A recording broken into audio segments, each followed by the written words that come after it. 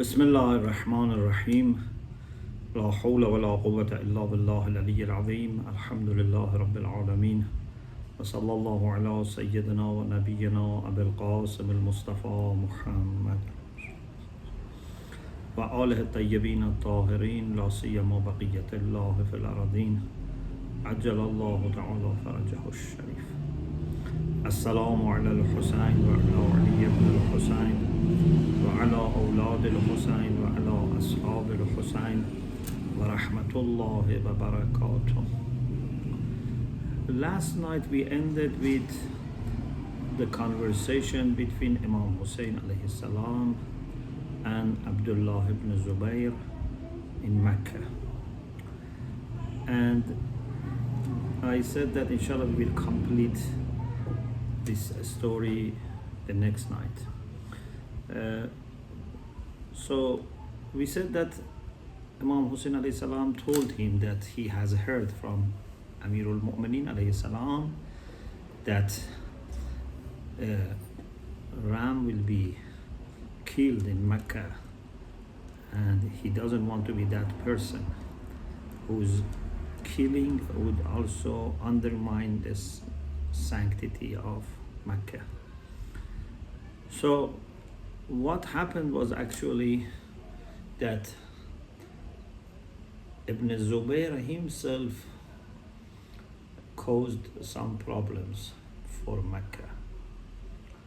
So in the year 64 after Hijrah, 3 years after martyrdom of Imam Husayn alayhi salam, Ibn Zubayr, who was not happy to give bay'ah to Yazid, had taken Mecca as the basis for his movement against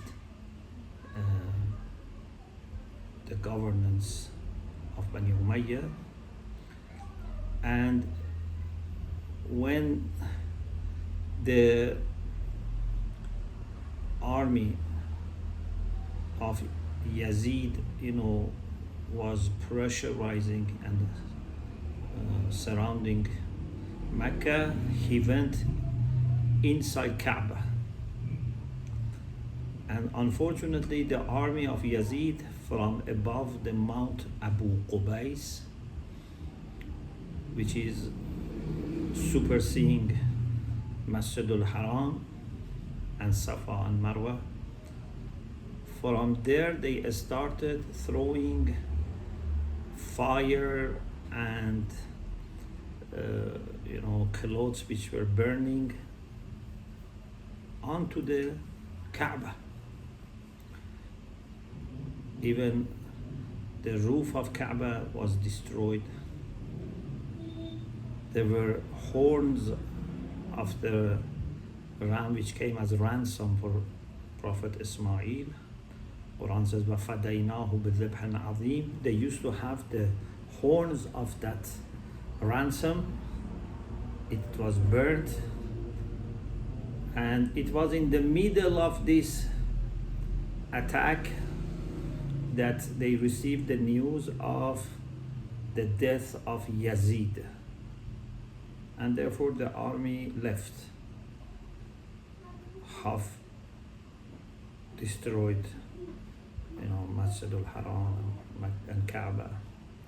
And Ibn Zubayr tried to restore Kaaba. And then after Yazid, Ibn Zubayr called the people to give bay'ah to him, and some people gave bay'ah, so he established a kind of state. And then in the year 73, when Abdul Malik was Khalifa, he asked Hajjaj ibn Yusuf to go and defeat Ibn Zubayr. So with several thousands of soldiers, he surrounded Mecca for several months, and again Ibn Zubayr took refuge with Kaaba, And Hajjaj ibn Yusuf said that we should attack Kaaba from 5 directions. They threw fire onto Masjidul Haram and Kaaba, and according to some historians, it was totally destroyed.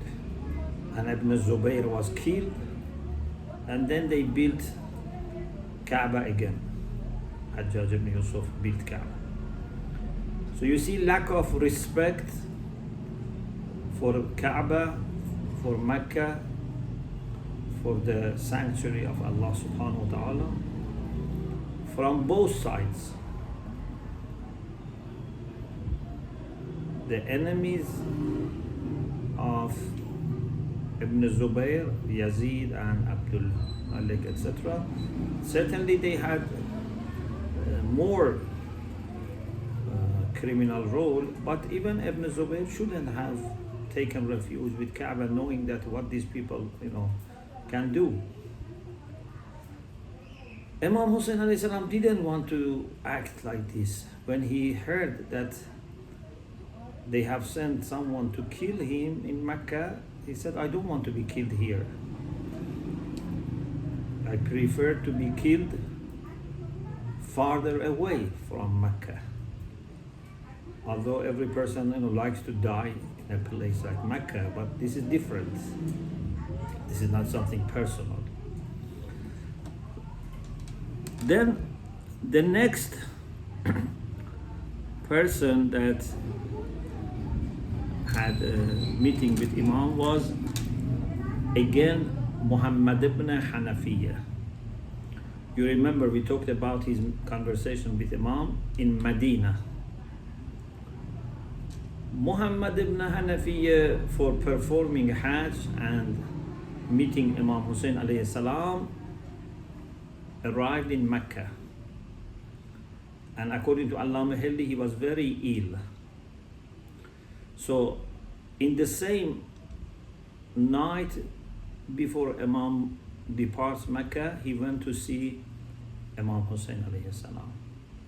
And he said, brother, you are familiar with what the people of Kufa did with your father and with your brother, and I am worried that they may do the same. They may not keep their promises. It's better that you don't move to Iraq, stay in Mecca, because more than anyone else, this city and people here love you. And Imam alayhi salam said, but there is worry that they may kill me in Haram of Allah, in the sanctuary of Allah subhanahu wa ta'ala, and this would disregard the sacredness of this place. Muhammad ibn Hanafi said, okay, if that's the case and you don't want to stay in Mecca because of this reason, you can go to Yemen or any safe place, not Iraq. Imam said, okay, I will think about your suggestion. I will consider it. But then in the morning, he decided to move to Iraq. And Muhammad ibn Hanafiya heard and went quickly and said to Imam, you promised me to reconsider the situation based on my proposal. Imam said, yes, Bala, you are right. ولكن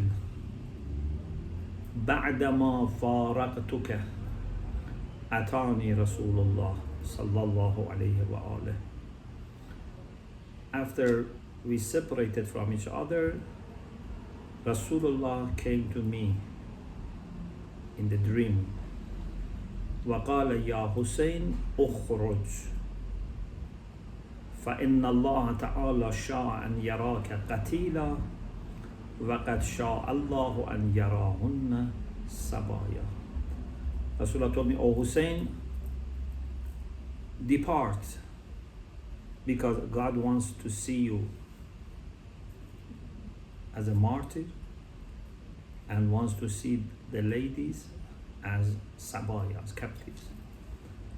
So for Imam, this dream of Rasulullah was certainly correct, because Imam's dreams and Prophet's dreams are correct, plus seeing Rasulullah. So when Muhammad ibn Hanafiya heard this, said, Inna lillahi wa inna ilayhi raji'un. First he heard about Imam, but then he asked about ladies, and Imam said Allah wanted them also to be sabaya. So this doesn't mean that Imam didn't have his own understanding, his own opinion. This doesn't mean that everything was predestined. No, this was a confirmation of Imam's assessment and judgment. People should have trusted Imam's judgment. But because they were close to Imam, sometimes, when you are close to someone, it's possible that you somehow compromise about their position. For example, imagine if you are brother of a leader, for example, or sister of a leader.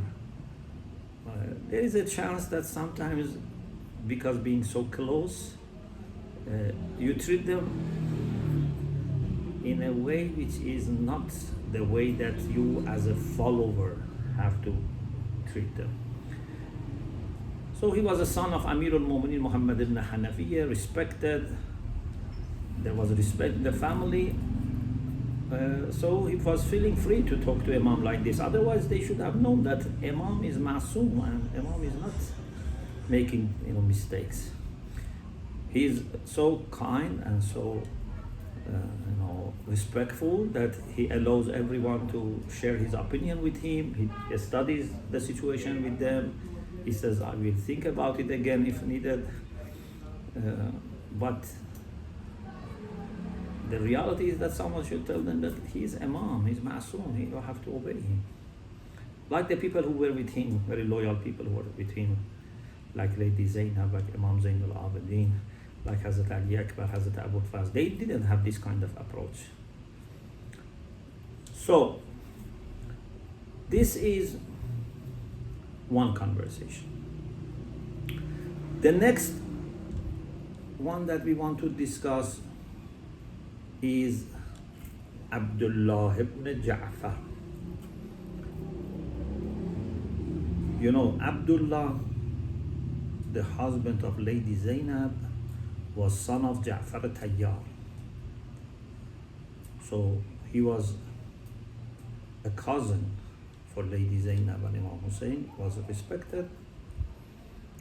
And he went to Imam Husayn alayhi salam. He was one of the people that wanted to change the opinion of Imam Husayn alayhi salam. According to Tabari and Ibn Athir, Imam Sajjad says that Abdullah ibn Ja'far wrote a letter to Imam Husayn, who was in Mecca, and sent the letter with two sons of him, Aun and Muhammad, two sons of Lady Zainab as well, and said in his letter to Imam Husayn, I ask you for the sake of Allah that when you receive my letter, please don't continue the direction that you have taken and return to Mecca. I am worried that you will be killed, and with your killing, the flag of guidance and the hope of the believers will be damaged. Please don't rush, wait, and I will try to reach you as soon as possible. maybe he needed to do something, some preparation, some negotiation, as I will explain, but didn't want to lose the opportunity, so sent the letter with his two sons to Imam Husayn alayhi salam. He was, of course, a respected person because of being family of the Prophet, son of Ja'far al-Tayyar, son-in-law of Amirul Mu'minin alayhi salam. So he talked to Amr ibn Sa'id. Amr ibn Sa'id was appointed by Yazid as governor of Medina. You remember we talked about Walid ibn Utbah was the governor of Medina, and he was the one who called in the night Imam Husayn alayhi salam. We talked about it. So he was dismissed, maybe because Yazid was not happy that he didn't force Imam Husayn and solve everything, or do everything in Medina. So Amr ibn Sa'id was also asked to go as Amirul Hajj to Mecca, but maybe it was undercover to kill Imam Husayn alayhi salam. Abdullah ibn Ja'far went to him, maybe not knowing what's the plan, etc., and said, I am trying to convince Husayn not to, for example, move from Mecca, etc., and if you can send your brother Yahya ibn Sa'id with an aman-name, letter for protection to Imam Husayn, that he will be safe. So he agreed. Abdullah with Yahya ibn Sa'id, the brother of Amr ibn Sa'id, they went after Mecca to find Imam, and they met Imam on the way from Mecca to Iraq and submitted him the letter of protection from Amr ibn Sa'id. And they asked Imam, please, change your opinion and don't go to Iraq. Then Imam Husayn alayhi salam said, Imam, maybe he said other things, but this is the part reported for us in the book. إني رأيت رؤيا فيها رسول الله صلى الله عليه وآله. I had a dream of Rasulullah. وأمرت فيها بأمر أنا ماض له علي كان أو لا. I was asked in that dream of Rasulullah to do something that I'm going to do it, whether it's in my favor or not. I'm going to do it. You may think this is the same dream that Imam shared with Muhammad ibn Hanafiya, but perhaps this is different, because Imam says, ما حدثت أحدا بها. I have not spoken about this dream to anyone. وما أنا محدث بها حتى ألقى ربي. And I'm not going to share it with anyone till I meet my Lord.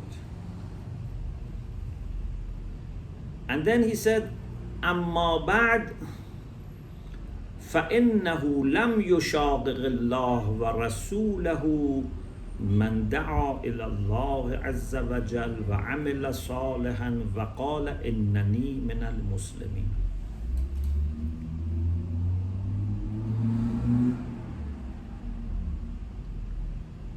The Quran says that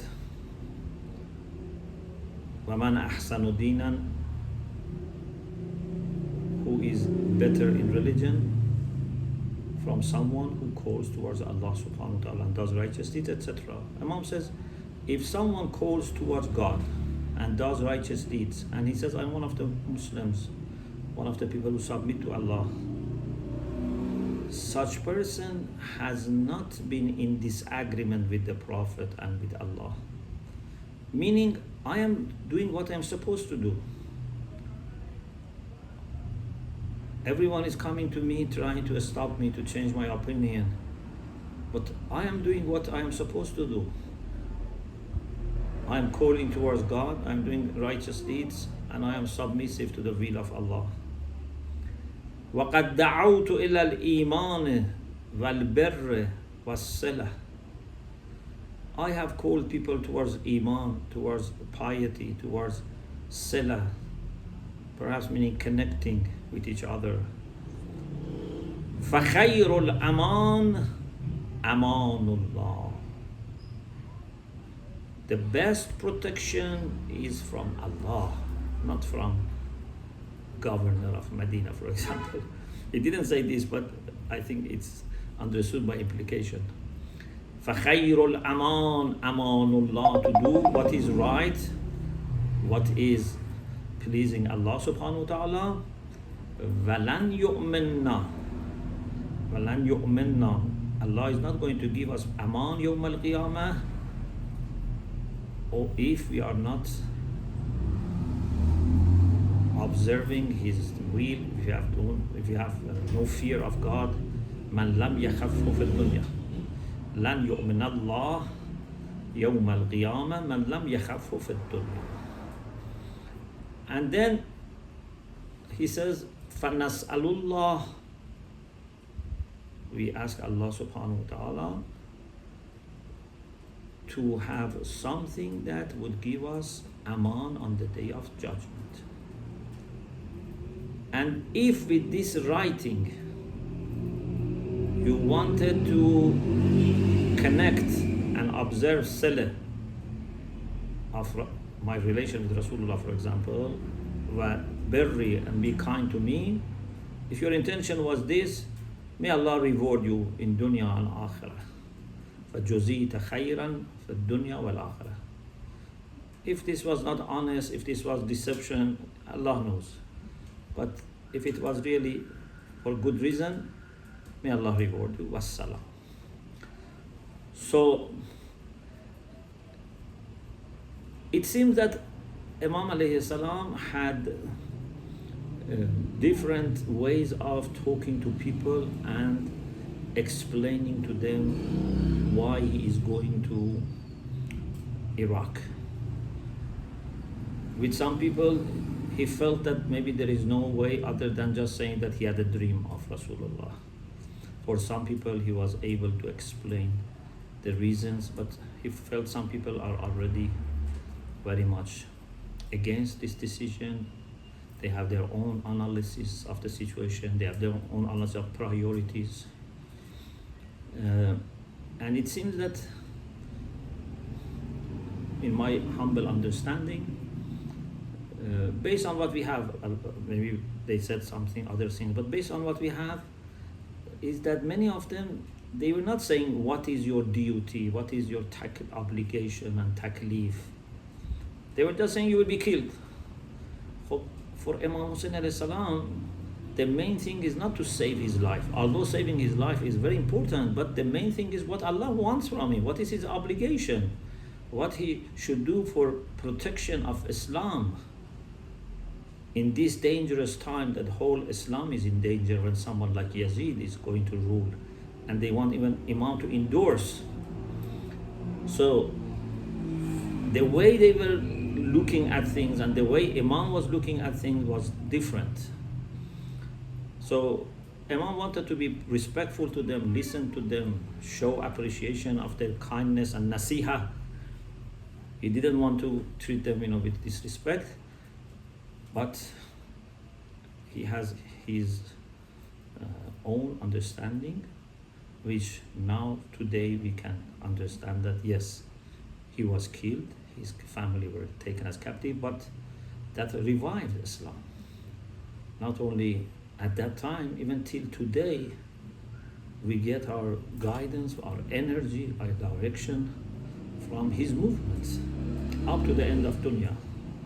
They were not able to see these things, and no one, is going to blame them because of this. But they should have taken Imam's opinion maybe in a different way, at least those who were Shia. Okay, inshallah, we will continue this discussion bi'Iznillah tomorrow night. And the first person that we will discuss is Farazdak, the poet, the famous poet, and what he said to Imam and what was the reply of Imam alayhi salam. Alhamdulillah Rabbil Alameen.